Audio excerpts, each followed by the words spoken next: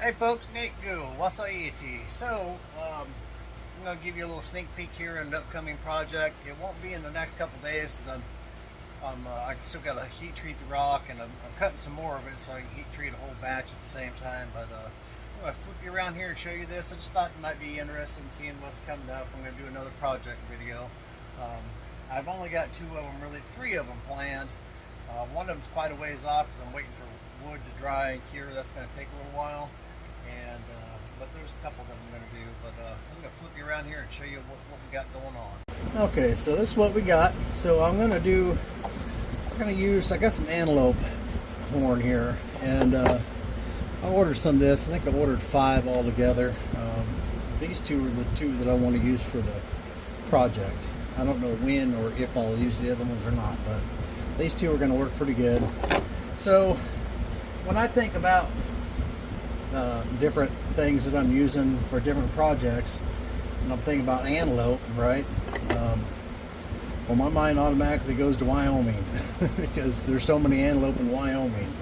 And anytime I'm doing something like, if someone mentions a state, my mind as a lifelong bow hunter goes to what animals are there, or the mountains, or the landmarks, different things like that, state parks, national park, whatever. That's where my mind goes. I know a lot of people, I mention a state and their mind goes to a bridge they got, or the state capital, or any of that stuff, and I don't know, none of that means anything to me. I'm more about wildlife and mountains and creeks and rivers and all that kind of stuff. But anyways, so originally I was going to do a piece of this Georgia, this Flint River again for the blade, and I was going to do the blade like this right here, and I was actually going to inset the blade in the antler here because it's a pretty big hole, but we can put it in like that and then build this up a little bit. You'll see how I have decided to do that. But if you set something like this, it's going to be a big knife. This is a pretty big horn, so it's going to be a pretty big knife, so it takes a pretty good blade. But after I started thinking about that, I thought, you know, we should do something that sticks with the Wyoming theme. So I do have a little bit of this tiger chert. Now you can't see the banding in this very good, but it's got pretty good banding in it. And what happens is once you nap this, then you soak it in vinegar, and that acid brings the stripes back out. And I think that'll look really good on here. So you'll have the black with the stripes, and Wyoming antler, Wyoming horn, antelope horn, and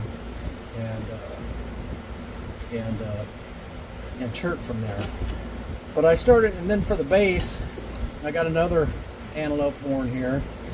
I was thinking about, so I have gone back and forth on what to use for the base. I've never used a stone base, and I couldn't decide what I was going to use. And I got a big piece of oil chert that I got from Brady Epperson. It's got some big cracks in it, so there's very limited what you can do with it. Thought about using it for a base, but it's not the tiger chert, it's just the black, so it's kind of anticlimactic. But here again is another piece of Flint River. Now there's probably a triangle point right there maybe, and then there's a point in this right here. But I was thinking about using this actually for the base. Probably not. I haven't decided on whether or not to polish it or leave it like this. I'm leaning towards just leaving it like this. It kind of matches it pretty well. But this would set like this here, and then this would be like this, more or less. We can get it set on here. So it'd be something like this. Well, I'm going to turn this around this way. It'd be something like this right here. And then I'll have to put something at this end for the blade to set in. I'm not exactly sure what to do about that part yet, but I think that's going to make for a pretty interesting piece. And that's going to be a pretty neat knife, right? I think. And we'll use we'll probably dye the quarters black or whatever we do, but I don't know. This is going to be an upcoming piece. I think when it's done, I think it'll be pretty doggone sharp looking piece. I think that's what I've decided on. And I may use I'll probably have to plug this end and then and glue it in there. And then I can probably just rough this up with tungsten carbide and then epoxy that down to it there, like that. Just not exactly sure what I'm going to do for the blade tip to set in right there, because you wouldn't want this getting knocked off left or right. But I do have these other horns, but I'm not sure how I could use that. I might have to do something different for this down here. Still deciding on that, but I've got time because I've got to cut a bunch more of this, heat treat it, and then we'll be ready to do that. But this is one of the upcoming projects. I think it would look fine with this also. This side's got a lot more character in it. Actually, this side's got more character in it, so we'd have to turn this whole thing around, and this would look good also.